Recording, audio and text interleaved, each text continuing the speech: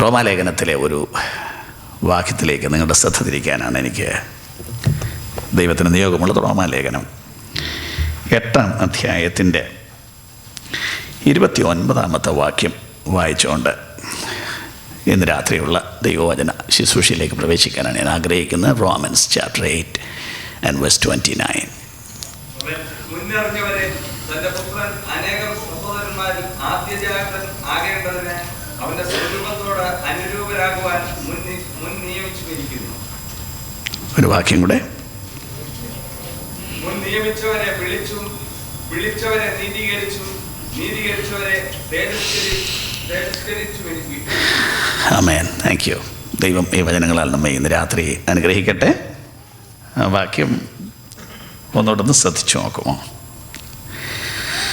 ഇവിടെ പറയുന്നത് അവൻ മുന്നറിഞ്ഞവരെ, ദൈവം മുന്നറിഞ്ഞവരെ തൻ്റെ പുത്രൻ അനേകം സഹോദരന്മാരിൽ ആദ്യജാതനാകേണ്ടതിന് അവൻ്റെ സ്വരൂപത്തോട് അനുരൂപരാകുവാൻ മുൻ നിയമിച്ചിരിക്കുന്നു. ആ മുൻ നിയമിച്ചവരെ ദൈവം വിളിച്ചും വിളിച്ചവരെ നീതീകരിച്ചും നീതീകരിച്ചവരെ തേജസ്കരിച്ചും ഇരിക്കുന്നു. അധ്യക്ഷൻ ബഹുമാനപ്പെട്ട ദൈവദാസൻ പറഞ്ഞു, മറനാഥ എന്ന വാക്കിൻ്റെ അർത്ഥം നമ്മെ ഓർപ്പിച്ചു. നമ്മുടെ കർത്താവായ യേശു ക്രിസ്തു വരുന്നു. അതാണ് നമ്മുടെ എല്ലാവരുടെയും ആഗ്രഹം. യേശു വരണം, നമുക്ക് പോകണം. ആ ആഗ്രഹത്തിലാണ് നമ്മളൊക്കെ ഈ ആത്മജീവിതത്തിന് ഇറങ്ങിത്തിരിച്ചത്. അങ്ങനെ ആ രാജ്യത്ത് പോകാൻ ഇറങ്ങിത്തിരിച്ച ആളുകളെ സംബന്ധിച്ചുള്ള ദൈവത്തിൻ്റെ ഒരു ഒരു ഒരു വലിയ ഉദ്ദേശം ഇവിടെ രേഖപ്പെടുത്തിയിരിക്കുകയാണ്.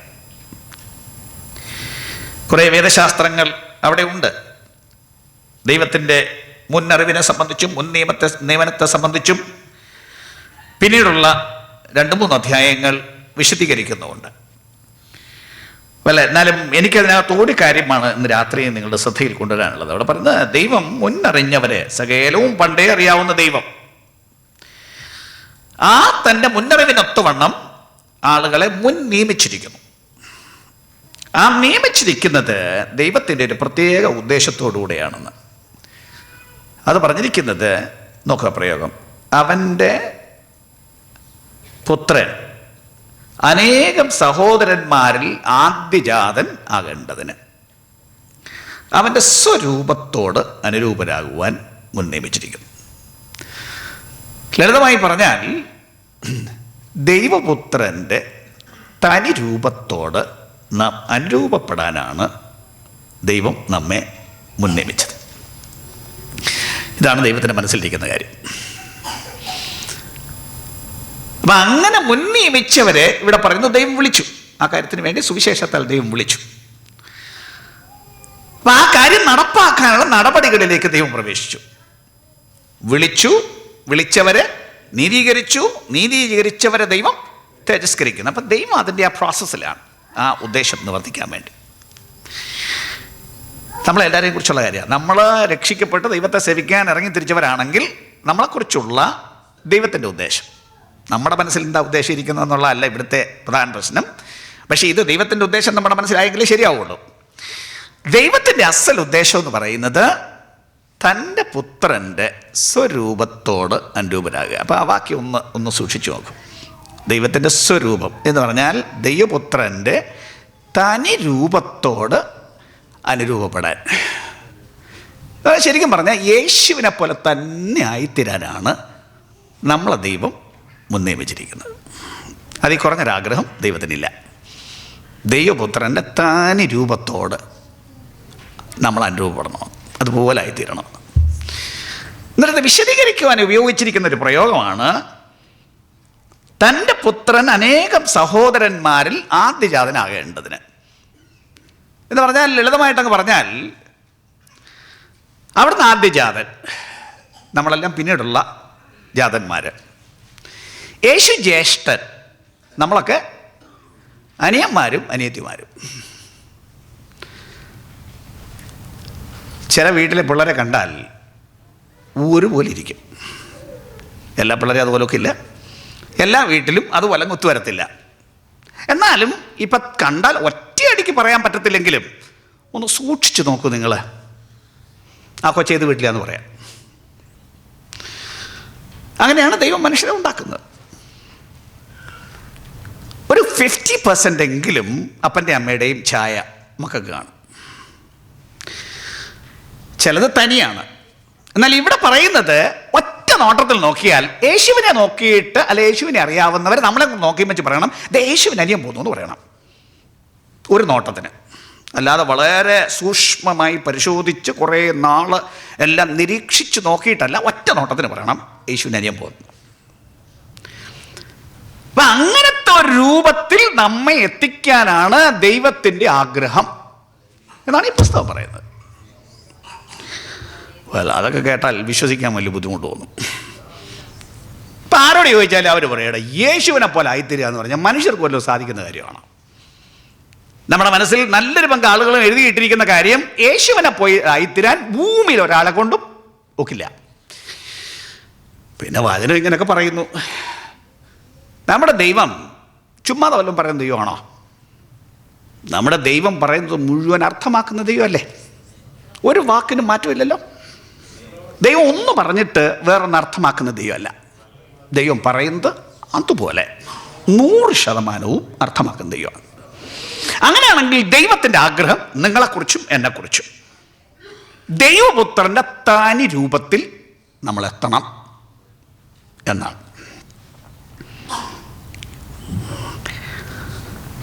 പക്ഷെ എനിക്ക് എന്നോടൊരു ചോദ്യം ചോദിച്ചും മച്ചങ്ങ് ഉത്തരം പറയാം.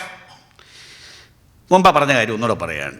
ഭൂമിയിൽ വല്ലവരെ കൊണ്ടും പറ്റുമോ അങ്ങനെ യേശുവിനെ പോലെ ആയിത്തീരാൻ? ഞാൻ മുമ്പ് പറഞ്ഞ പോലെ മിക്ക പേരുടെയും ഉത്തരം അങ്ങനൊന്നും പറ്റത്തില്ല, പിന്നെ ഒരു പരുവത്തിനൊക്കെ ഇങ്ങനെയൊക്കെ ജീവിച്ചു പോവാം എന്നായിരിക്കും. ദൈവം ആവശ്യപ്പെടുന്നത് വാസ്തവത്തിൽ അധികപ്പറ്റായ ഒരു കാര്യമാണോ? ഒരു ഇച്ചിരി വേദശാസ്ത്രത്തിലൂടെയൊക്കെ ഒന്ന് പോയിട്ടാണെന്ന് എനിക്ക് ഇതിന് മറുപടി പറയാനുള്ളത്. ലളിതമായിട്ടാണ് കാര്യം പറയുന്നത്.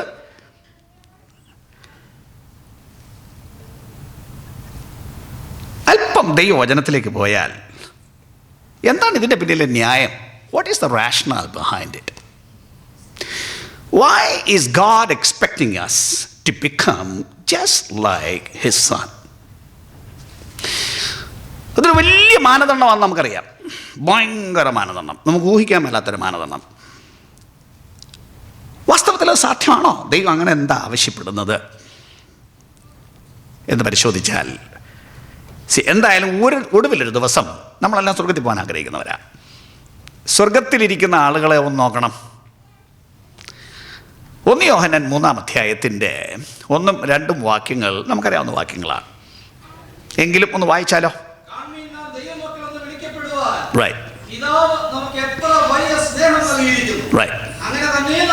നമ്മളെ ദൈവമക്കളെന്ന് വിളിക്കുന്നു, ചുമ്മാ അങ്ങ് വിളിക്കുന്നതല്ല, അങ്ങനെ തന്നെ നാം ആകുന്നു. Really V are children of God. ബാക്കി ഓക്കെ.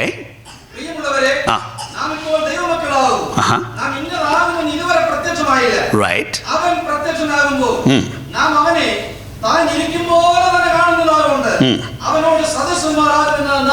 ആ ദിവസം യേശു വരുമ്പോൾ അവിടുത്തെ താൻ ഇരിക്കും പോലെ തന്നെ എന്ന് പറഞ്ഞാൽ അവിടുത്തെ തന്നെ രൂപത്തിൽ നമ്മൾ കാണും. കാണുമ്പോൾ അവനോട് സദൃശ്യന്മാർ ആകും, അവിടുത്തെ പോലായിത്തീരും. ഇച്ചിരൂടെ വിശദീകരിച്ച് പറഞ്ഞാൽ ഫിലിപ്പ് ലേഖനം 3-ാം അധ്യായത്തിൻ്റെ 21-ാം വാക്യം. ഫിലിപ്പ് ലേഖനം 3-ാം അധ്യായത്തിൻ്റെ 21-ാമത്തെ വാക്യം.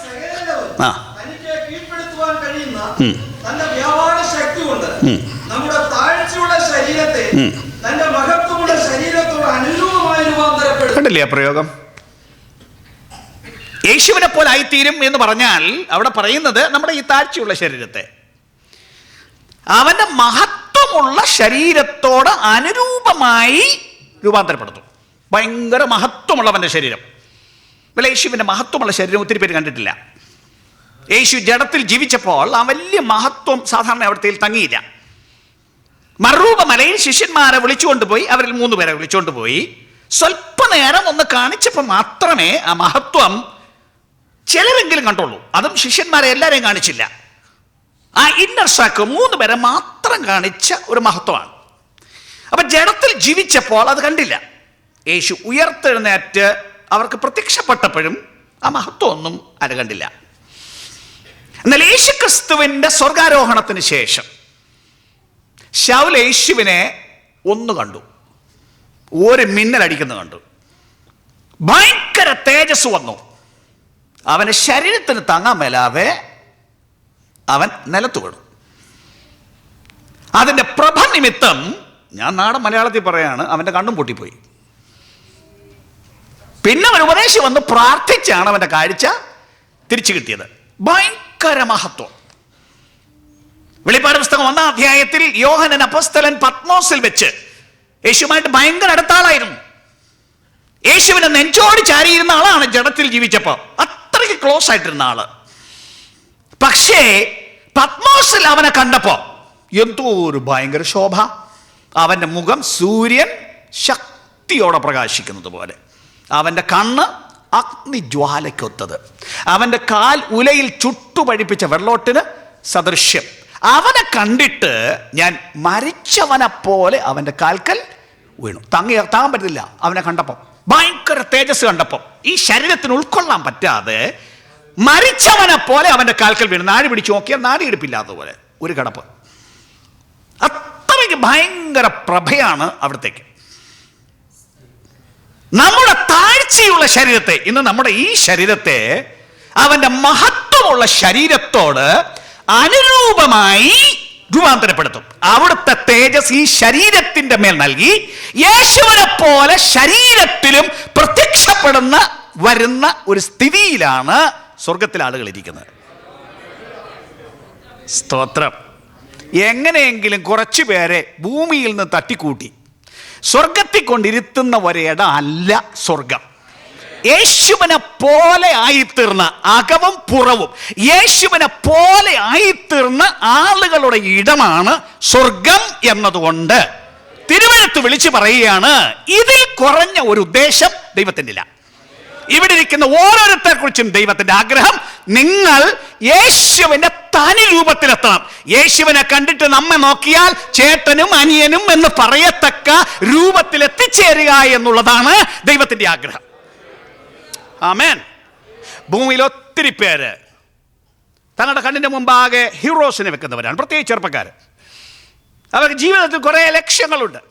പല പിള്ളേരുടെ മുറി കയറിയാൽ കുറേ സ്റ്റാർസിൻ്റെ പടമായിരിക്കും ഒത്തിരി പിള്ളേരുടെ മുറിയിൽ.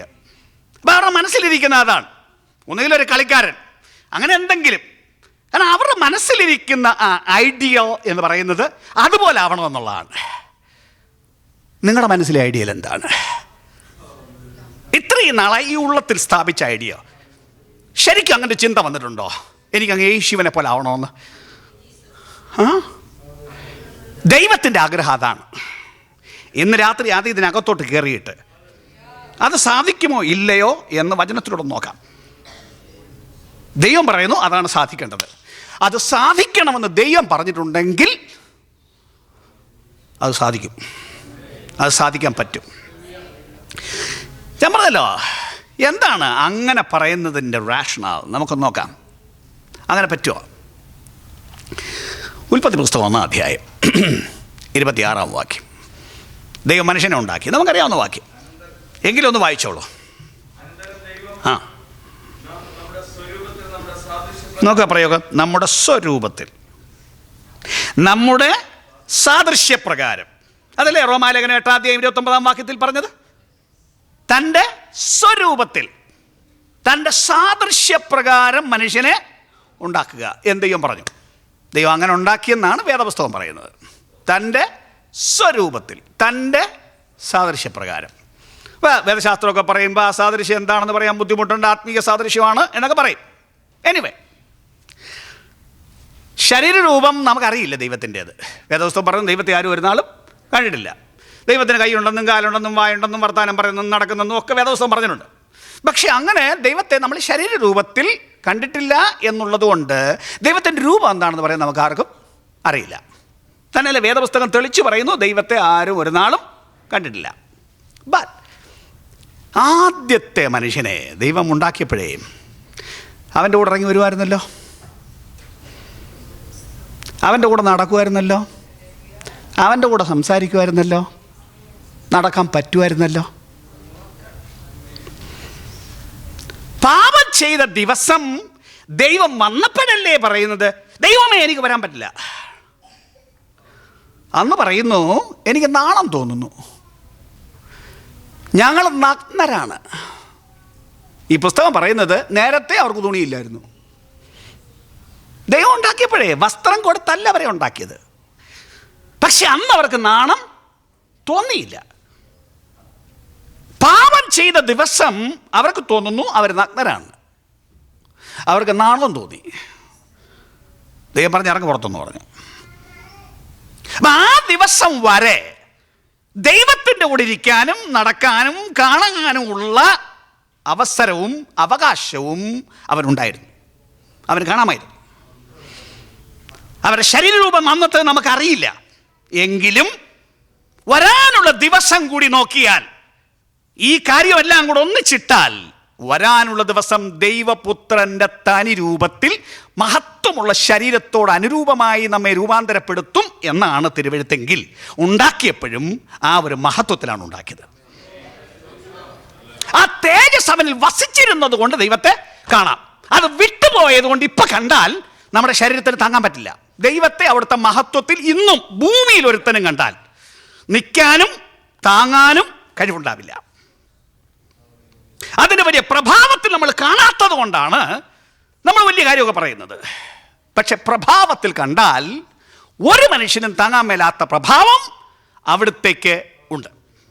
അപ്പോൾ അതൊരു ശാരീരിക സാദൃശ്യമാവാം, ആത്മീക സാദൃശ്യമാണെന്നുള്ള സംശയം ഒന്നുമില്ല. എഫെസ്യ ലേഖനം 4-ാം അധ്യായം 22 മുതൽ 24 വരെയുള്ള വാക്യങ്ങൾ ഒന്ന് വായിച്ചേക്കാമോ? എഫെസ്യ ലേഖനം 4-ാം അധ്യായം 22 മുതൽ 24 വരെ. റൈറ്റ്.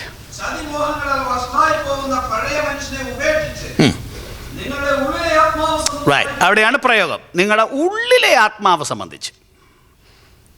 മറ്റേ നമ്മൾ ഫിസിക്കലി പറഞ്ഞു, ഇപ്പൊ പറയുന്നത് ഉള്ളിലെ ആത്മാവ് സംബന്ധിച്ച്, അകത്ത മനുഷ്യനെ സംബന്ധിച്ച്. ഓക്കെ, ആ,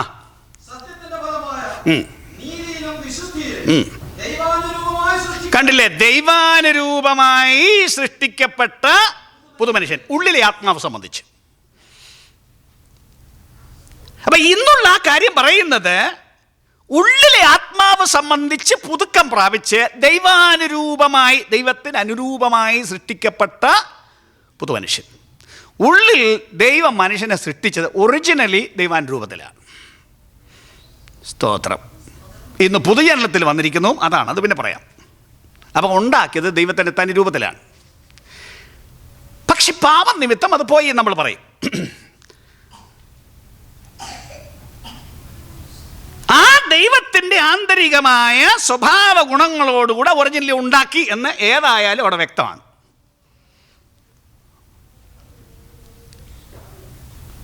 പാപത്തിൽ അത് നഷ്ടപ്പെട്ടു എന്ന് നമ്മൾ പറയുന്നു.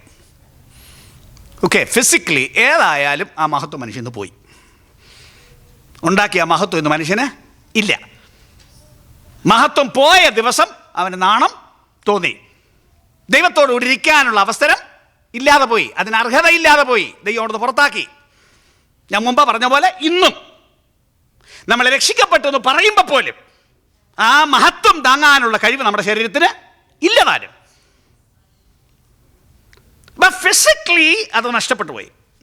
എന്തന്നെയല്ല, അതിൻ്റെ ബാക്കിയായിട്ട് വന്ന എല്ലാ തകർച്ചകളും മനുഷ്യ ശരീരത്തിൽ വന്നു. ഇന്ന് നമ്മുടെ ശരീരത്തിലുമുണ്ട്. രോഗം വന്നു, മരണം വന്നു, കഷ്ടം വന്നു, വേദന വന്നു, ആണിനും വന്നു, പെണ്ണിനും വന്നു, അഖിലാണ്ടത്തിന് മുഴുവൻ വ്യതിയാനം വന്നു, സൃഷ്ടികളുടെ സ്വഭാവത്തിനും വ്യത്യാസം വന്നു. അപ്പൊ ശാരീരികമായി ആ മഹത്വം കൈവിട്ടുപോയി. ആന്തരികമായും മനുഷ്യന് തകരാറ് പറ്റിപ്പോയി. ഇന്ന് മനുഷ്യനെ ദൈവത്തിൻ്റെ വചനം പറയുന്നത് the corrupt nature, the corrupt man, വഷളായിപ്പോയ മനുഷ്യൻ, ചതിമോഹങ്ങളാൽ വഷളായിപ്പോയ പഴയ മനുഷ്യൻ, കറപ്റ്റായിപ്പോയി. തിന്മയായിപ്പോയി. നമ്മളെ ചതിച്ച പിശാചിൻ്റെ സ്വഭാവം, പ്രകൃതം മനുഷ്യന് കയറി വന്നു. ദൈവത്തിൻ്റെ സ്വഭാവം മാറി. അങ്ങനെ പറയുമ്പോൾ തന്നെ ശരിക്കും പറഞ്ഞാൽ ഇന്നും മനുഷ്യനിൽ ദൈവസ്വഭാവമുണ്ട് എന്നാണ് ഞാൻ പറയാൻ ആഗ്രഹിക്കുന്നത്. ഇന്നും മനുഷ്യനിൽ ദൈവസ്വഭാവമുണ്ട്. കേട്ടാൽ വിശ്വസിക്കാൻ ഇച്ചിരി ബുദ്ധിമുട്ട് തോന്നും. പക്ഷേ എൻ്റെ അർത്ഥം എന്താണെന്ന് ഞാൻ പറയാം. ഭൂമിയിൽ നല്ലൊരു പങ്ക് ആളുകളും കള്ളം പറയും. ഒരു കള്ളവും പറയാതെ ജീവിക്കുന്ന ആളുകൾ വളരെ കുറവാണ്. ഇനി അങ്ങ് സ്ഥിരം കള്ളം പറയുന്ന ഒരുത്തിനെ എടുക്കുക. അങ്ങനെ കുറേ പേരുണ്ട്. അവരൊക്കെ ചുമ്മാ തന്നില്ല ഒരു കള്ളം പറഞ്ഞില്ല ഉറക്കം വരത്തില്ല. അങ്ങനെ ആത്മലോകത്തിലും കുറേ പുള്ളികളുണ്ട്. ഓക്കെ, ഇനി സ്ഥിരം കള്ളം പറഞ്ഞ് ജീവിക്കുന്നവനോട് വേറൊരാളൊരു കള്ളം പറഞ്ഞാലേക്ക് ഇഷ്ടപ്പെടുവോ? എന്താ അയാൾ ആ പാടെ ചിന്തിക്കേണ്ടാരെ, ഞാൻ സാധാരണ കള്ളം പറയുന്നു, അയാൾ എന്നോട് കള്ളം പറഞ്ഞു, what is it after all this is human nature എന്ന് പറഞ്ഞാൽ പോരെ? പറയില്ലല്ലോ. അപ്പോഴത്തേക്ക് ഭയങ്കര ദേഷ്യമാവല്ലോ, ഇറിറ്റേഷൻ ആവുമല്ലോ. എന്താ കാര്യം? തൻ്റെ സ്വഭാവത്തിന് വിപരീതമായി താനെന്തിനാ ദേഷ്യപ്പെടുന്നേ? എന്താ കാര്യം എന്നറിയോ? ഇതിനെ ഉണ്ടാക്കിയവൻ പരമസത്യവാനാണ്. അവൻ്റെ നേച്ചർ ഇന്ന് ഇതിനകത്ത് കിടക്കുക, ഈ സിസ്റ്റത്തിനകത്ത് ദൈവത്തിൻ്റെ നേച്ചർ കിടക്കുക. അതുമാത്രമല്ല, ഭൂമിയിൽ നമ്മൾ പാപം, ഈ പുസ്തകം പാപം എന്ന് പറയുന്ന ഓരോ കാര്യം എടുക്കൂ. ഭൂമിയിൽ വേറൊരുത്തനും അത് പാപം അല്ലെങ്കിൽ പോലും ഭൂമിയിൽ മനുഷ്യൻ വ്യഭിചാരം ചെയ്തു. ഓക്കെ, എന്നാൽ ഒരുത്തൻ്റെ ഭാര്യ വേറൊരുത്തനോട് വ്യഭിചാരം ചെയ്ത് അവസാനിക്കുമോ? അവൻ പലയിടത്തും പോയി വ്യഭിചാരം ചെയ്യുന്നു. പക്ഷേ ഭാര്യ വ്യഭിചാരം ചെയ്താൽ കൊന്നോളല്ല അവൻ. Why? You name any sin. അത് സ്ഥിരം ചെയ്യുന്നവരും വേറൊരുവൻ തന്നോടോ തൻ്റെ കുടുംബത്തോടോ അത് ചെയ്യാൻ സമ്മതിക്കില്ല. Why? നമ്മെ ഉണ്ടാക്കിയവൻ്റെ പ്രകൃതം ഇന്നും ഇതിനകത്ത് എഴുതിയിട്ടിരിക്കുകയാണ്.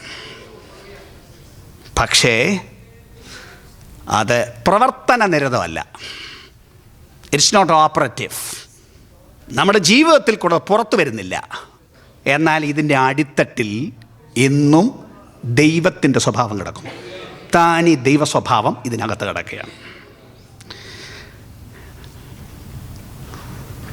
അപ്പോൾ പാപിയിലും ദൈവ സ്വഭാവം ഇതിനകത്ത് കിടപ്പുണ്ട്. ഞാൻ ഒന്നുകൂടെ പറയുകയാണ്, പക്ഷേ പ്രവർത്തിക്കാനുള്ള കഴിവ് തന്നെ ഇല്ല. അത് രംഗത്ത് വരില്ല, അങ്ങ് അടിത്തട്ടി കിടക്കുക.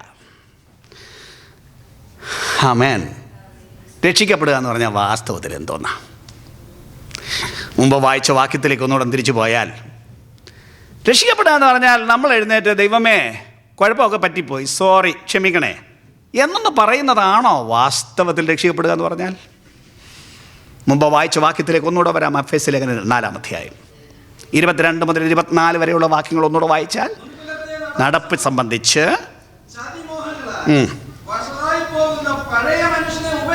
റൈറ്റ്,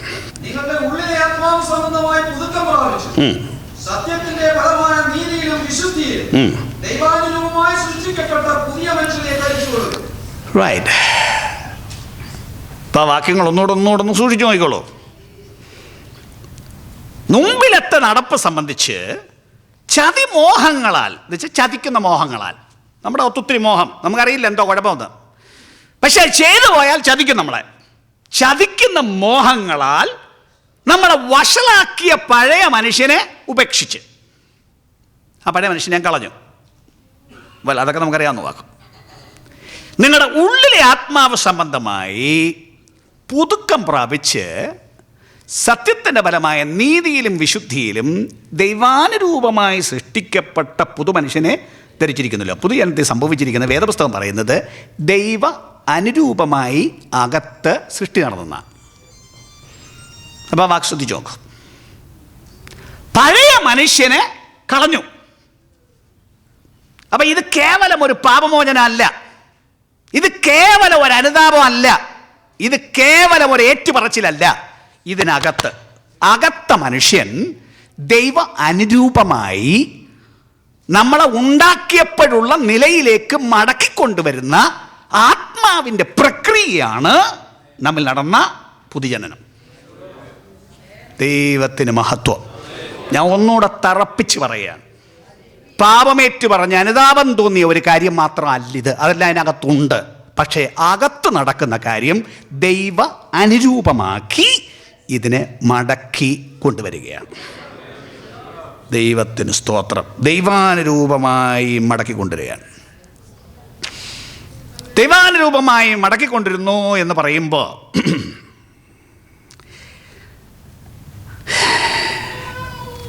ഞാൻ നാടൻ മലയാളത്തിൽ ഉദാഹരണം പറയാം. നമ്മുടെ നാട്ടിൽ അപ്പം നമ്മുടെ ഇടയ്ക്കൊക്കെ എവിടെയും ഒരു കൊച്ചു ജനിച്ചു, ഒരു സ്ത്രീ പ്രസവിച്ചു എന്ന് കേട്ടാൽ പരിചയമുള്ള നമ്മൾ ആദ്യം ഒരു ചോദ്യം ചോദിക്കും. എന്തോ ചോദിക്കും? കൊച്ചാണോന്നോ പെണ്ണാന്നോ എന്ന് ചോദിക്കും. അതാണ് നമുക്ക് ആദ്യം അറിയേണ്ടത്. മിക്കവരും അത്രേ ചോദിക്കുകയുള്ളൂ. എന്നാൽ ചിലരെടുത്ത് രണ്ടാമതൊരു ചോദ്യം കൂടെ ചോദിക്കും. അതെല്ലാവരും ചോദിക്കത്തില്ല. രണ്ടാമതൊരു ചോദ്യം കൂടെ ചോദിച്ചാൽ എന്തോ ചോദിക്കും? എന്തോ? ഏത്? നമ്മൾ ചോദിക്കുന്ന ചോദ്യം ഞാൻ ആരെ പോലെ ഇരിക്കുന്നു എന്ന് ചോദിക്കും. ചോദിക്കാറില്ലേ? ആരെ പോലെ ഇരിക്കുന്നു ചോദിക്കാറില്ലേ? ഞാൻ ഈ ഇടയ്ക്ക് ഒരു കൊച്ചുമോൻ ജനിച്ചു. അപ്പോൾ പ്രസവ കാര്യം പറഞ്ഞ ഉടനെ എൻ്റെ ഭാര്യ ചോദിച്ചത് ആരെ പോലെ ഇരിക്കുന്നെന്നാ. നമ്മുടെ എല്ലാവരുടെയും ചോദ്യം അത്, ആരെ പോലെ ഇരിക്കുന്നു. അപ്പോഴേ നമുക്കെല്ലാവർക്കും അറിയാവുന്നൊരു കാര്യം, കൊച്ചി ജനിച്ചാൽ ഒന്നീ അപ്പനെ പോലെ ഇരിക്കുകയില്ലേ അമ്മയെ പോലെ ഇരിക്കും. നമ്മുടെ തലയ്ക്കകത്ത് കിടക്കുന്നൊരു കാര്യമാണത്. ഞാൻ മുമ്പ് പറഞ്ഞ പോലെ ഏതായാലും ഒരു 50% കുറഞ്ഞ പക്ഷം അപ്പനെ പോലെയോ അമ്മയെ പോലെ ആയിരിക്കും. ബാക്കി പിന്നെ ഒരു 50% അങ്ങ് പൂർവ്വപിതാക്കളുടെ ഭാഗമൊക്കെ കണ്ടേക്കാം. ചില പിള്ളേർ അമ്മാച്ചനെ പോലെ ഇരിക്കുന്ന പിള്ളേരില്ലേ, വല്യപ്പനെ പോലെ ഇരിക്കുന്ന പിള്ളേരില്ലേ, കണ്ടിട്ടില്ലേ? അപ്പോൾ അങ്ങനെയൊക്കെ ഉണ്ട്. എന്നാൽ ഒരു 50% അപ്പൻ്റെ അമ്മയുടെയും ഛായയാണ്. ചില പിള്ളേർ താനി അപ്പൻ്റെ അമ്മയുടെയും രൂപമാണ്. എനിക്ക് 3 പിള്ളേർ, ഒരാണും 2 പെണ്ണും. പിള്ളേർക്ക് ഏറെക്കുറെ ഞങ്ങളുടെ ഛായ തന്നെയാണ്. എന്നാലും രണ്ടാമത്തൊരു പെങ്കൊച്ചാണ്. അത് വളർന്നു വരുന്ന കാലത്ത് കണ്ടാൽ എന്നെപ്പോലെ തന്നെ ഇരിക്കുമായിരുന്നു. അവളെ കണ്ടിട്ടില്ലാത്തവരും എന്നെ കണ്ടിട്ടുള്ളവർ എവിടെങ്കിലും വെച്ചാൽ കൊച്ചിനെ കണ്ടാൽ ചോദിക്കും, നീ TJ സാമുവിൻ്റെ മോളാണെന്ന് ചോദിക്കും. ഒറ്റ നോട്ടത്തിന് ചോദിക്കുമായിരുന്നു. ആ തനി രൂപമായിരുന്നു അതിന്. ഇവിടെ നമ്മെ ജനിപ്പിച്ചപ്പോൾ, പുതുതായി ജനിപ്പിച്ചപ്പോൾ അത് ജനനമാണ്. 1 യോഹന്നാൻ 1:12-13 അറിയാമായിരിക്കുമല്ലോ. അവനെ കൈക്കൊണ്ട് അവൻ്റെ നാമത്തിൽ വിശ്വസിക്കുന്ന ഏവർക്കും ദൈവ മക്കളാകുവാൻ അവൻ അധികാരം കൊടുത്തു. പിന്നെ അടുത്ത വാക്യം, അവർ മനുഷ്യരിൽ നിന്നല്ല, പുരുഷൻ്റെ ഇഷ്ടത്താലുമല്ല, ദൈവത്തിൽ നിന്നത്രേ അവർ ജനിച്ചത്. ദൈവം നമ്മെ ജനിപ്പിച്ചു. ദൈവത്തിങ്കൽ നിന്ന് നാം ജനിച്ചു. പത്രോസിൻ്റെ ഭാഷയിൽ ദൈവത്തിൻ്റെ വിത്തായ ഈ വചനം അകത്തു വീണു. പുരുഷനിൽ നിന്ന് സ്ത്രീയിൽ നിന്നുമുള്ള അംശം കൊണ്ട് സന്തതി ഉൽപ്പാദിപ്പിക്കപ്പെടുന്നത് പോലെ ദൈവത്തിങ്കൽ നിന്നുള്ള അംശമായ വചനം വന്ന് നമ്മുടെ അകത്ത് വീണു. ദൈവത്തിൻ്റെ വിത്ത് നമ്മിൽ നിന്ന് വിശ്വാസം അങ്ങോട്ട് പൊങ്ങി, തമ്മി കൂട്ടിമുട്ടിയപ്പോൾ ഫെർട്ടിലൈസേഷൻ നടന്നു. ആമേൻ. അപ്പോൾ ഒരു ശിശു ഉൽപ്പാദിതമായി. ഉൽപ്പാദിതമായ ശിശു തനി രൂപത്തിൽ ഉള്ള ഒരു ശിശുവാണ് ഉൽപ്പാദിതമായത്. ആമേൻ. അപ്പം രക്ഷിക്കപ്പെട്ടപ്പോൾ ശരിക്കും പറഞ്ഞാൽ ദൈവ അനുരൂപം, ദൈവത്തിൻ്റെ തനി രൂപം ഇതിനകത്ത് കയറി വന്നു. സ്തോത്രം. അത്ര അങ്ങോട്ട് ബുദ്ധിമുട്ടായിരിക്കും മനസ്സിലാക്കാൻ. കാരണം ഇപ്പം നമ്മളെല്ലാം ദൈവാനുരൂപത്തിലാണോ? യേശുവിനെ പോലെ ആയെന്ന് പറയാൻ എത്ര പേർക്ക് പറ്റും? നമ്മളൊന്ന് ആലോചിച്ച് നോക്കൂ. കാലം എത്രയോ ആയി ആത്മലോകത്തിലെത്തിയിട്ട് നമ്മൾ ഇന്നും ഒത്തിരി പേര് അതിനെക്കുറിച്ച് ചിന്തിച്ചിട്ട് പോലും ഇല്ലല്ലോ. അങ്ങനെ യേശുവിനെ പോലെ ആകാൻ പറ്റും എന്ന് ചിന്ത പോലും ഉണ്ടായിട്ടില്ല പലർക്കും. പക്ഷെ വാസ്തവത്തിൽ ഇതിൻ്റെ ബേസിക് ഡിപ്പോസിറ്റ്സ് മുഴുവനും രക്ഷിക്കപ്പെട്ടപ്പോൾ ദൈവം ഇതിനകത്ത് കൊണ്ടുവന്ന് സ്ഥാപിച്ചു. മുഴുവൻ ബേസിക് ഡിപ്പോസിറ്റ്സും ഇതിനകത്ത് കൊണ്ടിട്ടു. ഞാൻ മുമ്പ് പറഞ്ഞു, ജനിക്കുമ്പോൾ ചോദിക്കും കൊച്ചാണ് ആരെ പോലെ ഇരിക്കുമെന്ന്. പക്ഷെ നിങ്ങൾ നോക്കിയുമ്പോൾ താനി അങ്ങ് പറയാൻ പറ്റുമോ? അപ്പനെ പോലാണെന്നോ അമ്മയെ പോലാണെന്നോ താനി പറയാൻ പറ്റുമോ? പറ്റില്ലല്ലോ. പിന്നെ എപ്പോൾ പറയാം? കൊച്ചിന് 10, 14, 15 വയസ്സാവട്ടെ. അന്നേരം ആ രൂപം ശരിക്ക് തെളിഞ്ഞു വരുള്ളൂ. അപ്പം രൂപം തെളിയാൻ കുറേ നേരം എടുക്കും, കുറേ കാലം എടുക്കും. പക്ഷെ കുറേ കാലം എടുക്കുമ്പോൾ വരുമ്പോഴത്തേക്ക് ആ തനി രൂപം വരും. അല്ലാതെ രക്ഷിക്കപ്പെട്ടെന്നും പറഞ്ഞാൽ ഒറ്റയടിക്ക് ഈ രൂപമല്ല ഒന്നും പറയാൻ ഒക്കില്ല. ഇത് തന്നെയാണ് വാസ്തവത്തിൽ നമ്മുടെ രക്ഷയിൽ നടന്നത്. ദൈവത്തിൻ്റെ രൂപത്തിൻ്റെ എല്ലാ ഡിപ്പോസിറ്റ്സും കൊണ്ട് ഇതിനകത്ത് കൊണ്ടൊന്ന് സ്ഥാപിച്ചു. എന്നാലും കുറച്ച് വളർന്നെങ്കിലേ ഈ രൂപം എല്ലാം കൂടി ശരിയാവുള്ളൂ. ഞാൻ നാടൻ മലയാളത്തിൽ വേഗം പറയുക എന്ന് പറഞ്ഞാൽ എന്താ അർത്ഥം? കൊച്ച് നല്ല പോലെ വളരണമെങ്കിൽ, അല്ല മിടുക്കൻ തടിമെടുക്കുള്ള അപ്പനും അമ്മയൊക്കെ ആണെങ്കിൽ അതുപോലെ വളരണമെങ്കിൽ നല്ല പോലെ തീറ്റി കൊടുക്കണം. പിള്ളേരെ ശ്രദ്ധിക്കാൻ നേരമില്ലാതെ അങ്ങോട്ടും ഇങ്ങോട്ടും ഓടി നടന്നാൽ വല്ല കാര്യം വെക്കുമോ? ഇവിടുത്തെ രീതിക്ക് പറഞ്ഞാൽ ആ ജോലി ഈ ജോലി, ഒരു ജോലി, രണ്ട് ജോലി, അങ്ങനെ അങ്ങോട്ട് ഓടി നടന്ന് പോയാൽ കൊച്ചിന് നേരത്തും കാലത്തും നല്ല പോലെ തീറ്റി കൊടുത്തെങ്കിലല്ലേ കൊച്ചു വളരുള്ളൂ, അല്ലേ? സ്തോത്രം. അപ്പോഴേ ദൈവത്തിൻ്റെ രൂപം ഇതിനകത്ത് കയറണമെങ്കിൽ നല്ല തീറ്റി വേണ്ടേ? ഒന്നാം തരം ഫുഡ് കൊടുക്കണമല്ലോ. ആ ഫുഡ് കൊടുക്കാൻ എല്ലാം ദൈവം ഉണ്ടാക്കി വെച്ചിട്ടുണ്ടല്ലോ. നമ്മളാരും ഉണ്ടാക്കണ്ടല്ലോ, ഉണ്ടാക്കി വെച്ചിട്ടുണ്ടല്ലോ. ഈ ഉണ്ടാക്കി വെച്ചിരിക്കുന്നതിൻ്റെ ക്രമത്തിൽ കൊടുക്കേണ്ട സമയത്ത് കൊടുക്കേണ്ടത് കൊടുത്താൽ ആ രൂപം കയറി വരും. ആണല്ലേ 1 പത്രോസ് 2:1-2 പറയുന്നത്. കുറേ കാര്യങ്ങളെല്ലാം കളഞ്ഞിട്ട് അടുത്തെന്താണ് പറയുന്നത്? ഇപ്പോൾ ജനിച്ച ശിശുക്കളെ പോലെ രക്ഷയ്ക്കായി വളരുവാൻ വചനമെന്ന മായമില്ലാത്ത പാൽ കുടിപ്പാൻ വാഞ്ചിപ്പീൻ. സ്തോത്രം.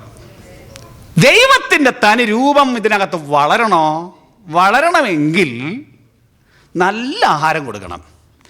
ആഹാരം ഈ വചനമാണ്. സ്തോത്രം. മനുഷ്യനിൽ ആത്യന്തികമായി എത്തേണ്ട രൂപം ദൈവരൂപമാണ്, വേറെ രൂപമല്ല. പക്ഷെ സത്യസന്ധമായി നമ്മൾ പറയാം, ഈ ദൈവരൂപം എത്താൻ ദൈവരൂപം എത്തണമെങ്കിൽ ദൈവം ആരാണെന്ന് മനസ്സിലാക്കണം. ദൈവം ആരാണെന്ന് മനസ്സിലാക്കാൻ ഈ പുസ്തകം പഠിച്ചെങ്കിലേ ഒക്കുള്ളൂ. ആദ്യത്തെ 5 പുസ്തകം വായിച്ചു നോക്കൂ. അവിടെയാണ് വാസ്തവത്തിൽ ദൈവത്തെക്കുറിച്ചുള്ള വെളിപ്പാട് കിട്ടുന്നത്. പക്ഷെ നമ്മളധികം വായിക്കാറില്ല ആദ്യത്തെ 5 പുസ്തകം. അവിടെയാണ് ദൈവം തന്നെത്താൻ വെളിപ്പെടുത്തിയത്, തൻ്റെ സ്വഭാവം, തൻ്റെ പ്രകൃതം, തൻ്റെ നേച്ചർ. എന്നാൽ ഇസ്രായേലിനോട് സംസാരിക്കുമ്പോഴെല്ലാം ദൈവം പറയുന്നൊരു പ്രത്യേക പ്രയോഗമുണ്ട്. അവരെ ബന്ധത്തിലേക്ക് കൊണ്ടുവന്നിട്ട് ദൈവം എടുത്തു പറയുന്നൊരു കാര്യം, ഞാൻ നിങ്ങളുടെ ദൈവമായ യഹോവയാണ്. ഓരോ കൽപ്പന കൊടുക്കുമ്പോഴും റിപ്പീറ്റ് ചെയ്ത് പറഞ്ഞിരിക്കുന്നത് ഞാൻ നിങ്ങളുടെ ദൈവമായ യഹോവയാണ്. വലിയൊരു വെളിപ്പാട് കൊടുക്കുകയാണ്. ഒരുപാട് കാര്യങ്ങൾ ദൈവത്തിൻ്റെ ഇഷ്ടം പറഞ്ഞു കൊടുക്കുകയാണ്. ആ ദൈവത്തിൻ്റെ ഇഷ്ടം ഈ പുസ്തകത്തിലല്ലാതെ എവിടെ അറിയും? ആമേൻ. വരാനുള്ള ലോകത്തിനും ഈ ലോകത്തിനും കൊള്ളാവുന്നതാണ് ഈ പുസ്തകം. ഇത് നേരെ ചൊവ്വ അകത്ത് കയറിയാൽ അപ്പനെയും അമ്മയും ബഹുമാനിക്കും. ഇത് നേരെ ചൊവ്വ അകത്ത് കയറിയില്ലെങ്കിൽ അപ്പയും അമ്മയും ബഹുമാനിക്കത്തില്ല. ആമേൻ. നമ്മുടെ അകത്ത്, നമ്മുടെ പിള്ളേരുടെ അകത്ത് ഇത് എത്ര കയറി എന്നുള്ള സത്യം പറ. ഇന്നേ ഒരാളോട് സംസാരിച്ചപ്പോഴേ അവർ പെന്തിക്കോസ്റ്റൽസ് അല്ലായിരുന്നു, അവർ രക്ഷിക്കപ്പെട്ടു. ഭയങ്കര എക്സൈറ്റ്മെൻ്റ് ഉണ്ടായി. അപ്പനോടും അമ്മയോടും ചെന്ന് രക്ഷിക്കപ്പെട്ടെന്ന് പറഞ്ഞു. They don't understand what does that മീൻ. പുതുതായി ജനിച്ചെന്ന് പറഞ്ഞു, they don't understand what it is. അപ്പോൾ അവർ 4 ഫ്രണ്ട്സ് അവർ തമ്മിൽ ഇച്ചിരി കാര്യം പറയാൻ. അപ്പോൾ എക്സ്പീരിയൻസസ് പറഞ്ഞപ്പോൾ ഒരാൾ പറയുകയാണ്, അമ്മ വന്ന് രാവിലെ വിളിച്ചുണർത്തി പഠിക്കാൻ വേണ്ടി വിളിച്ചുണർത്തി കൊച്ചെഴുന്നേറ്റിരുന്ന് വേദപുസ്തകം വായിച്ചു. ഇച്ചിരി കഴിഞ്ഞ് അമ്മ വന്ന് നോക്കിയപ്പോൾ പുസ്തകം വായിക്കുക. അമ്മ പറഞ്ഞു, നിന്നെ വേദപുസ്തകം വായിക്കാനല്ല വിളിച്ചെഴുന്നേൽപ്പിച്ചത്, പാഠപുസ്തകം വായിക്കാനാണ് നിന്നെ വിളിച്ചെഴുന്നേൽപ്പിച്ചത്. ഇനി ആ അമ്മ അങ്ങനെ പറഞ്ഞെന്നിരിക്കട്ടെ, നിങ്ങളുടെ പിള്ളേരെ ഈ പുസ്തകം പഠിപ്പിക്കാൻ എത്ര അധ്വാനിച്ച അപ്പനും അമ്മയും ഇതിനകത്തിരിപ്പുണ്ട്. ആഴ്ചയിൽ ഒരു വാക്യം നമ്മുടെ പള്ളിയിൽ എഴുന്നേറ്റ് നിന്ന് പിള്ളേർ പറയുന്നത് മുക്കിയും മൂളിയും പറയുന്നത് കേൾക്കുന്നവരല്ലേ നമ്മളൊക്കെ? എത്ര പിള്ളേരുണ്ട് നല്ല തൻ്റെ അടുത്ത് എഴുന്നേറ്റ് ഓരോ ആഴ്ചയും കുറഞ്ഞ പക്ഷം ഒരു വാക്യമെങ്കിലും പറയുന്ന എത്ര പിള്ളേരെ കാണാം? 2 വാക്യം കാണാൻ സൺഡേ സ്കൂൾ ടീച്ചർ കൊടുത്തു പോയെങ്കിൽ പിന്നെ പ്രശ്നമാണ്. പിള്ളേരെ കൊണ്ട് ഇതൊന്നും പഠിക്കാൻ ഒക്കില്ല. ആ ആഴ്ച പള്ളിക്കുട്ടി പോയി എന്തുമാത്രം സയൻസ് അത് പഠിച്ചു, എത്ര ഹിസ്റ്ററി അത് പഠിച്ചു, എത്ര മാത്ത് പഠിച്ചു, അതെല്ലാം തലയിൽ കയറും. തലയിൽ കയറാത്തൊരു സൂത്രം എന്ന് പറഞ്ഞാൽ ഈ പുസ്തകം.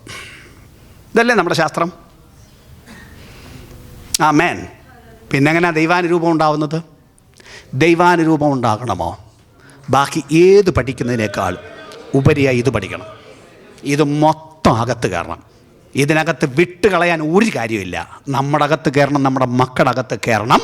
കയറിയാൽ ദൈവാനുരൂപം ഉണ്ടാവും. കാരണം ഇതാണ് ദൈവം ആരാണെന്ന് പറയുന്നത്. ഞാൻ ഒന്നുകൂടെ പറയാൻ, ഇതാണ് ദൈവത്തിൻ്റെ ഇഷ്ടം എന്താണെന്ന് പറയുന്നത്. ഇതാണ് ultimately what is right, what is wrong എന്ന് പറയുന്നത് ഈ പുസ്തകമാണ്. നമ്മളും പറഞ്ഞു തുടങ്ങി, വേറൊരു ലോകമല്ലേ, നമ്മൾ വളർന്ന കാലമാണോ, കാലം മാറി, നമ്മൾ വേറൊരു രാജ്യത്ത് വന്നു, അപ്പോൾ പിന്നെ അങ്ങനെയൊക്കെയല്ലേ ഒക്കുള്ളൂ. എന്നാൽ അപ്പനും അമ്മയെ നമ്മളും പറഞ്ഞു തുടങ്ങിയാൽ ഒത്തിരി കാലമായി തുടങ്ങിയിട്ട്. ഇതൊരു ശൈലിയാക്കി തീർത്ത നമ്മളറിയണം. എൻ്റെ ഭാഷയ്ക്ക് പറഞ്ഞാൽ ഇന്നത്തെ പരിഷ്കാര ലോകത്തിന് ഈ പുസ്തകത്തിന് കുറേ വിട്ടുവീഴ്ചകൾ വരുത്തി കാര്യങ്ങൾ പറഞ്ഞു കൊടുക്കണം. ഇത് ഇന്നത്തെ കാലത്തിന് ചേരില്ല. കാരണം ഇത് കുറേ കാലത്തിന് മുമ്പ് എഴുതിയതാണ്. അപ്പോൾ ഒരു മോഡേൺ സൊസൈറ്റിക്ക് പറ്റിയ വേറൊരു കുറേ മോഡിഫിക്കേഷൻസ് ഇതിനകത്ത് വേണം എന്നാണ് നമ്മുടെ വാദം. എൻ്റെ ചോദ്യം, പരിഷ്കാരിയായി നിങ്ങൾക്ക് താമസിക്കാൻ പണ്ടത്തെ ഭൂമിയേ ഉള്ളല്ലോ. ദൈവം ഉണ്ടാക്കിയ പണ്ടത്തെ ഭൂമിയല്ലേ ഉള്ളൂ. നിങ്ങൾ വേറൊരു ഭൂമി ഉണ്ടാക്കിയോ നിങ്ങളുടെ പരിഷ്കാരിയായ കൊച്ചിന് താമസിക്കാൻ?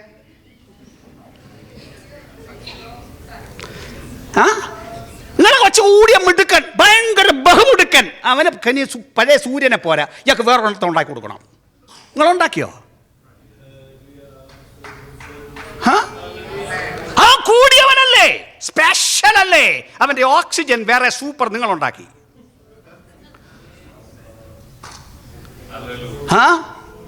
ഭൂമിയിൽ പണ്ട് ദൈവം ഉണ്ടാക്കിയതേ നിനക്കിവിടെ ജീവിക്കാനുള്ളൂ.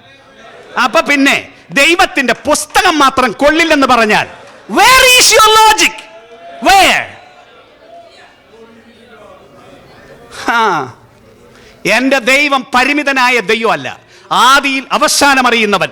മനുഷ്യൻ എല്ലാ കാലത്തും മനുഷ്യനാണ്. അവന് പറ്റിയ നിത്യജീവന്റെ വചനം അങ്ങ് ചെന്നെത്തുന്നത് വരെ പറ്റിയ പുസ്തകമാണ്. ഇതകത്ത് കയറ്റാതെ നമുക്കും ദൈവാനുരൂപം ഉണ്ടാവില്ല, നമ്മുടെ മക്കൾക്കും ദൈവാനുരൂപം ഉണ്ടാവില്ല. ഇതകത്ത് കയറട്ടെ, ദൈവാനുരൂപം ഉണ്ടാവും. ആമേൻ. വേറൊരു കാര്യം കൂടെ ഞാൻ പറയാണ്, അത് മാത്രം പോരാ, പിള്ളേർക്ക് വളരാൻ നല്ല എൻവയറമെൻ്റ് ഉണ്ടാക്കി കൊടുക്കണം, നല്ല സാഹചര്യം ഉണ്ടാക്കി കൊടുക്കണം. എന്നാലേ പിള്ളേർക്ക് നേരെ വളരാൻ പറ്റുള്ളൂ. നല്ല സ്വഭാവത്തിലെത്തണ്ടേ, ജനിപ്പിച്ച അപ്പൻ്റെ സ്വഭാവത്തിലെത്തണ്ടേ. നമ്മൾ ഭൂമിയിൽ അപ്പൻ്റെ കാര്യമല്ലല്ലോ പറയുന്നത്, നമ്മളെ ജനിപ്പിച്ച ദൈവത്തിൻ്റെ കാര്യമല്ലേ പറയുന്നത്.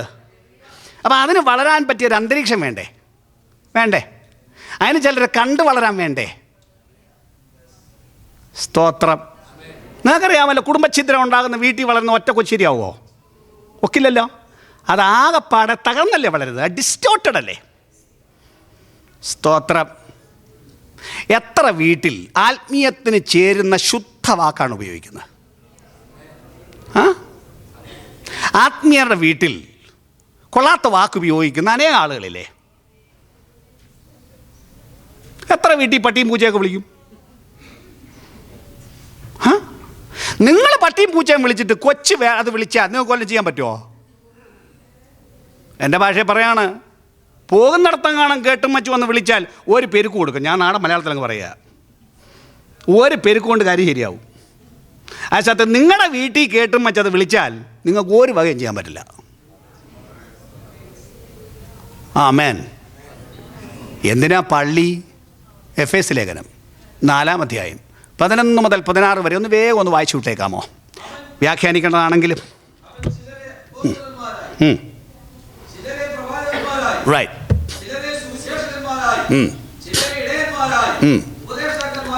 സഭയ്ക്ക് ദൈവം ശുശ്രൂഷന്മാരെ കൊടുത്തിരിക്കുന്നു, സഭ ഉണ്ടാക്കിയിരിക്കുന്നു, സഭയ്ക്ക് ശുശ്രൂഷന്മാരെ കൊടുത്തിരിക്കുന്നു. എന്തിന്? ബാക്കി അത് ഇതിനു വേണ്ടിയാണ്. അത് നാം എല്ലാവരും, ചിലരല്ല, നാം എല്ലാവരും. പിന്നെ റൈറ്റ്.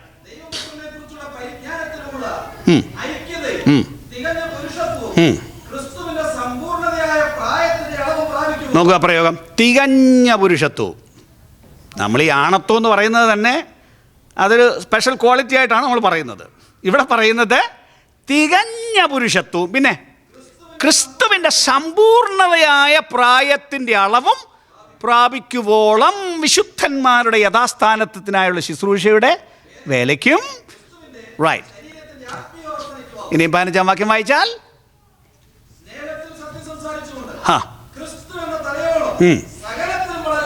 അപ്പൊ എന്തിനാ സഭ? എന്തിനാണ് ശുശ്രൂഷകൻ? സ്തോത്രം. പള്ളിയിൽ വന്നാൽ വളർന്നു ക്രിസ്തുവിനെ പോലെ ആവണം. ഏതെല്ലാം കാര്യത്തിൽ? സകലത്തിലും ക്രിസ്തുവിനെ പോലെ ആവണം. ആമേൻ, ഹല്ലേലൂയ. നമ്മൾ ഇന്നത്തെ സഭാമണ്ഡലം, നമ്മുടെ സഭാമണ്ഡലം ഒന്ന് ആലോചിച്ച് വെച്ച് പറഞ്ഞു നോക്കാം. ഉള്ള സത്യം പറ. പള്ളിക്കകത്ത് കയറി വന്നാൽ ക്രിസ്തു ആരാണ് എന്നറിയത്തക്ക അന്തരീക്ഷം, സത്യജീവിതത്തിൻ്റെ വഴി എന്താണെന്നറിയാനുള്ള അന്തരീക്ഷം നമ്മുടെ സഭകളിലുണ്ടോ? കയറി വന്ന നമ്മുടെ പിള്ളേർ കർത്താവിനെ കാണുമോ? Where is God, what is religion എന്നല്ലേ ഇന്നത്തെ പിള്ളേരുടെ ചോദ്യം. ദിവസവും ആത്മശക്തിയുടെ മണ്ഡലം സഭയ്ക്കകത്ത് ഇറങ്ങി വരുന്നോ? അവരുടെ ശരീരങ്ങളെ തൊടുന്നോ? അവരുടെ ആളത്വങ്ങളെ തൊടുന്നുവോ? നമ്മളെ കണ്ടാൽ, അപ്പനെയും അമ്മയെ കണ്ടാൽ, പാസ്റ്ററെ കണ്ടാൽ, സഭയുടെ മണ്ഡലം കണ്ടാൽ, സഭയുടെ മീറ്റിങ്ങുകൾ കണ്ടാൽ, സഭയുടെ കമ്മിറ്റി കണ്ടാൽ, ഇതാണ് ദൈവത്തിൻ്റെ വഴിയെന്ന് പറയാനുള്ള മണ്ഡലം നമ്മുടെ സഭയ്ക്കകത്തുണ്ടോ? എവിടെയെങ്കിലും ഉണ്ടോ? Hallelujah, hallelujah. അപ്പം പിന്നെ വികൃത രൂപം നമ്മിലും നമ്മുടെ പിള്ളേരിലും ഉണ്ടാകുന്നതിൻ്റെ കാരണം തിരിച്ചറിയൂ. സഭ എന്നത് ദൈവരൂപത്തിലെത്താനാണ്. ഓരോ ദിവസവും കയറി വന്നാൽ വേറെ ഒരാളെയും അല്ല കാണേണ്ടത്, യേശുവിനെ കാണണം. നമ്മയൊക്കെ കാണാം, പക്ഷേ നമ്മുടെ അകത്തുകൂടെ യേശുവിനെ കാണണം. നമ്മുടെ വർത്തമാനത്തിലൂടെ യേശുവിനെ കാണണം. നമ്മുടെ ആരാധനയിലൂടെ ദൈവത്തിൻ്റെ മഹത്വം വെളിപ്പെടണം. നമ്മുടെ പെരുമാറ്റത്തിലൂടെ ദൈവപുത്രനെ അവിടെ കാണണം. ആരും കാണണം. ആ രൂപം കണ്ടിട്ട് അവർക്ക് പറയണം, അതുപോലെ എനിക്കാവണം. ദൈവത്തിന് മഹത്വം. ഹല്ലേലൂയ. അതിൻ്റെ അർത്ഥം നമ്മുടെ സഭയ്ക്കകത്തൊരു വലിയ പരിവർത്തനം വരണം. എല്ലാ സഭയ്ക്കകത്തും ഒരു പരിവർത്തനം വരണം. നിങ്ങൾ വിശ്വസിക്കുന്നവരാണെന്ന് ഞാൻ കരുതുന്നു. ഞാൻ ഈ പറയുന്ന കാര്യം നിങ്ങൾ വിശ്വസിക്കുന്നവരാണെന്ന്. സഭയ്ക്കകത്തൊരു മാറ്റം ആവശ്യമാണെന്നും ഉണർവ് ആവശ്യമാണെന്നും ഭൂമിയിലെ ഏത് മനുഷ്യനും വിശ്വസിക്കും. സ്തോത്രം. അത് പറയുകയും ചെയ്യുന്നു. പക്ഷേ എങ്ങനെ കൊണ്ടുവരണമെന്ന് നമുക്ക് അറിയില്ല. നമ്മളതിനകത്ത് കുഴഞ്ഞു കിടക്കുകയാണ്, വല്ലാതെ തളർന്നു കിടക്കുകയാണ്. പക്ഷേ ഇന്ന് രാത്രി എനിക്ക് ആത്മാവിനാൽ വിളിച്ചു പറയാനുള്ളത്, ദൈവഹൃദയം ഇന്നും വിളിച്ചു പറയുന്നു, നിന്നെ എനിക്ക് അവിടുത്തെ തനി രൂപത്തിലാക്കണം. സ്വല്പരൂപത്തിലല്ല, സകലത്തിലും ക്രിസ്തു എന്ന തലയോളം മൊത്തം അടിമുടി രൂപാന്തരപ്പെടുത്തി. അവസാനത്തെ ദിവസം ശരീരം മാത്രമേ രൂപാന്തരപ്പെടാൻ ഇരിക്കാവൂ. ബാക്കി മുഴുവൻ മാറി മാറി മാറി രൂപാന്തരപ്പെട്ട് അതേ പ്രതിമയായി തീരേണ്ട ഒരു സ്ഥിതിക്കാണ് ദൈവം തൻ്റെ സഭയെ നിയമിച്ചിരിക്കുന്നത്. ആമേൻ. ഒരു വാക്യം കൊണ്ടൊന്ന് വായിച്ചേക്കാമോ? റോമാലേഖനം 8-ാം അധ്യായം 9-ാം വാക്യം കൊണ്ടൊന്ന് വായിച്ചേക്കാമോ? റോമാലേഖനം 8-ാം അധ്യായം 9-ാം വാക്യം. റൈറ്റ്. ആമേൻ. ഇതെല്ലാം കൂടെ മനുഷ്യ കഴിവ് കൊണ്ട് കൊണ്ടുവരാൻ പറ്റില്ല. നമ്മുടെ പുസ്തക വായന കൊണ്ട് കൊണ്ടുവരാൻ പറ്റില്ല. കാണുന്നത് കൊണ്ടും കൊണ്ടുവരാൻ പറ്റില്ല. ഇതിനല്ലേ നമ്മൾ ആത്മസ്നാനത്തെക്കുറിച്ച് പറയുന്നത്? അസൽ പെന്തിക്കോസ്ത് എന്ന് നമ്മൾ പറഞ്ഞാൽ അത് ആത്മസ്നാനം വന്ന് അനുഭവിച്ച് ജീവിക്കുന്ന മണ്ഡലത്തെക്കുറിച്ചല്ലേ നമ്മൾ പെന്തിക്കോസ്ത് എന്ന് പറയുന്നത്. വേദശാസ്ത്രം എന്തുമായിപ്പോട്ടെ, നമ്മൾ പറഞ്ഞതിൻ്റെ അർത്ഥം അതല്ലേ. ആമേൻ. ആത്മാവ് വന്നാൽ ഇവിടെ പറയുന്നു എന്ത് സംഭവിക്കും? ബാക്കി ഒന്നുകൂടെ വായിച്ചേക്കോ. ആത്മാവ് നിങ്ങൾ വസിക്കുന്നു എന്ന് വരികിൽ ജഡ സ്വഭാവം ഉള്ളവരല്ല. ആത്മാവ് കയറി അകത്ത് താമസിച്ചാൽ ആത്മാവിൻ്റെ സ്വഭാവം ഉണ്ടാവും. നമ്മുടെ ഈ ശരീരത്തിൻ്റെ മണ്ടയ്ക്ക് ആത്മാവ് കയറി താമസിക്കണം. ഇതിനകം മുഴുവൻ ആത്മാവ് കയറി അങ്ങ് നിറയണം. നാക്കിനകത്ത് ഇച്ചിരി ആത്മാവ് വന്നാൽ പോരാ, അതും വല്ലപ്പോഴും. അന്യഭാഷ പറയുമ്പോഴത്തെ ആത്മാവല്ല, ഉച്ചി മുതൽ ഉള്ളങ്കാല് വരെ ഈ സ്പിരിറ്റിനകത്ത് ആത്മാവ് വന്ന് ഇറങ്ങിയാൽ, ആത്മാവ് നിങ്ങളിൽ വസിക്കുന്നു എന്ന് വരികിൽ ആത്മാവിൻ്റെ സ്വഭാവം പ്രൊഡ്യൂസ് ചെയ്യും. ദൈവത്തിന് മഹത്വം. ഈ നാളുകളിൽ ആത്മസ്നാനത്തിന് പോകണം. ഈ സിസ്റ്റം മുഴുവൻ നിറയ്ക്കുന്ന ഒരു ആത്മസ്നാനത്തിന് പോകണം. ദൈവത്തിന് സ്തോത്രം. ഞാൻ ഒന്നുകൂടെ പറയാണ്, ഉച്ചി മുതൽ ഉള്ളംകാല് വരെ ആത്മാവിറങ്ങണം എന്നാണ് എൻ്റെ വിശ്വാസം. ഈ ശരീരം മുഴുവൻ അനുഭവിക്കണം. എൻ്റെ കയ്യിലും കാലിലും എൻ്റെ ശരീരം മുഴുവനും ആത്മാവ് നിറഞ്ഞിരിക്കുന്നു എന്നൊരു അനുഭവം ഉണ്ടെന്നാണ് എൻ്റെ വിശ്വാസം. ആമേൻ. അത് ശരീരത്തിൽ അനുഭവിക്കാവുന്ന ഒരു യാഥാർത്ഥ്യമാണ്, അല്ലാതെ ആത്മാവിൻ്റെ മാത്രം ഒരു കാര്യം അല്ലത്. അത് വന്നിറങ്ങിയാൽ ഇവിടെ പറയുന്നത് ദൈവത്തിൻ്റെ തനി രൂപം ഉണ്ടാവും. ഹല്ലേലൂയ. ഞാൻ ഇന്ന് രാത്രി നിങ്ങളോട് ആത്മാവിനാൽ വിളിച്ചു പറയട്ടെ, എൻ്റെ സഹോദരങ്ങളെ, ഇത് നമ്മിൽ എത്ര കാലമായി രൂപാന്തരപ്പെട്ടു തുടങ്ങി എന്ന് നമ്മൾ ആലോചിച്ചേ. ഞാൻ മുമ്പ് പറഞ്ഞ ഒരു 10, 14, 15 വയസ്സാകുമ്പോൾ അപ്പൻ്റെ അമ്മയുടെ രൂപം ആവണ്ടേ? നമ്മളൊക്കെ രക്ഷിക്കപ്പെട്ടിട്ട് കാലത്തുറായി. ഒന്ന് ആലോചിച്ചേ, യേശുവിൻ്റെ രൂപത്തിലെത്തിയോ അതോ വികൃതമായോ? ആത്മജീവിതത്തിൽ ഇറങ്ങിത്തിരിച്ച കാലവും ഇന്നത്തെ കാലവും കൂടെ താരതമ്യപ്പെടുത്തിയാൽ അന്നാണോ കൂടുതൽ ദൈവരൂപമായിരുന്നത്, ഇന്നാണോ കൂടുതൽ ദൈവരൂപമായത്? ഒരു 25-30 വർഷം മുമ്പത്തെ പെന്തിക്കോസ്തും ഇന്നത്തെ പെന്തിക്കോസ്തും കൂടെ നോക്കിയിട്ട്, അങ്ങനെ പഴയ പെന്തിക്കോസ്തുകാരുണ്ട്, ഉണ്ടാകും, ഇതിനകത്ത് കുറേ പേരുണ്ട്. നിങ്ങൾ പറ, സത്യത്തിൽ ആത്മരൂപം അന്നായിരുന്നോ കൂടുതൽ, ഇന്നായിരുന്നോ കൂടുതൽ? സഭാമണ്ഡലങ്ങൾ അറിയാവുന്നവർ പറ. പലതരത്തിൽ വികൃതമാക്കി ഇതിനകത്ത് ലോകം കയറി, ഇതിനകത്ത് ജഡം കയറി. ഈ പുസ്തകത്തിന് സ്ഥാനമില്ലാതായി, യേശുവിനെ നോക്കാൻ ആളില്ലാതായി, ബാക്കി പലരെയും നോക്കി, ലോകത്തിലെ ഉയർച്ചകൾ നോക്കി, പണം നോക്കി, ജഡം നോക്കി, നമ്മൾ വികൃതമായിടത്ത് സ്വർഗത്തിൽ പോവുക. നമ്മൾ ഇങ്ങനെ ഒരു കൂട്ടരെയാണോ സ്വർഗത്തിൽ കൊണ്ടിരുത്താൻ പോകുന്നത്? ഗൗരവമായി ആലോചിക്കണമേ. അവിടെ കാണുന്നത് യേശുവിൻ്റെ തനി രൂപത്തിലെത്തിയവർ മാത്രമാണ്. ഞാൻ ഒന്നുകൂടെ പറയുന്ന, അകവും പുറവും. അകം ഇപ്പം രൂപാന്തരപ്പെടും, ഉള്ളിലെ ആത്മാവ് സംബന്ധമായി പുതുക്കം പ്രാപിച്ച് ഇപ്പം രൂപാന്തരപ്പെടും. കാഹളം കേൾക്കുന്ന മാത്രമേ ഒറ്റ സെക്കൻഡ് കൊണ്ട് ഈ പുറം രൂപാന്തരപ്പെട്ട് അകവും പുറവും ഒരുപോലെ യേശുവിനെ പോലെയായി സ്വർഗത്തിൽ പോകാനുള്ള വിളിയാണ് ദൈവം നമുക്ക് നൽകിയിരിക്കുന്നത്. വിളി മാത്രമല്ല, ഇതിന് വേണ്ടിയാണ് ദൈവം നമ്മെ മുൻനിർണയിച്ചിരിക്കുന്നത്. മുൻനിർണയിച്ചവരെ ദൈവം വിളിച്ചു. ദൈവത്തിൻ്റെ ഉദ്ദേശത്തിൽ നിങ്ങളെയും എന്നെയും വിളിച്ചു. വിളിച്ചവരെ നീതീകരിച്ചു, നമ്മുടെ മേൽ രക്ഷ തന്നു. നീതിമാൻ നമ്മെ വിളിച്ചു പറഞ്ഞു. അതുകൊണ്ട് ദൈവം നിർത്തുന്നില്ല. അവിടുത്തെ തേജസ്സിന്റെ രൂപാന്തരം ഇതിനകത്ത് ദിനം പ്രതി ഉണ്ടായി. യേശുവിനെ പോലെ ആയിത്തീരുവാൻ ദൈവം വിളിച്ചിരിക്കുന്നു. ആമേൻ. ഇതുവരെ ആ സിസ്റ്റത്തിനകത്ത് എനിക്ക് യേശുവിനെ പോലെ ആയിത്തീരണം എന്ന ലക്ഷ്യം കയറിയിട്ടില്ലെങ്കിൽ, ഇതാണ് ഈ പുസ്തകം പറയുന്ന ലക്ഷ്യം. എന്നെ കൊണ്ട് പറ്റില്ല എന്ന് ഭൂമിയിൽ ആരും പറയരുത്. നിങ്ങൾക്ക് സാധിക്കും. നിങ്ങളുടെ ശക്തി കൊണ്ടല്ല, മുമ്പേ പറഞ്ഞ ഘടകങ്ങളാൽ ഇത് കൊണ്ടുവരാൻ ദൈവത്തിൻ്റെ വചനത്തിന് കഴിയും, ദൈവത്തിൻ്റെ ആത്മാവിന് കഴിയും. രൂപാന്തരത്തിൻ്റെ മണ്ഡലത്തിലേക്ക് ദൈവം നമ്മെ വിളിക്കും. ഒന്ന് തല വണക്കുക.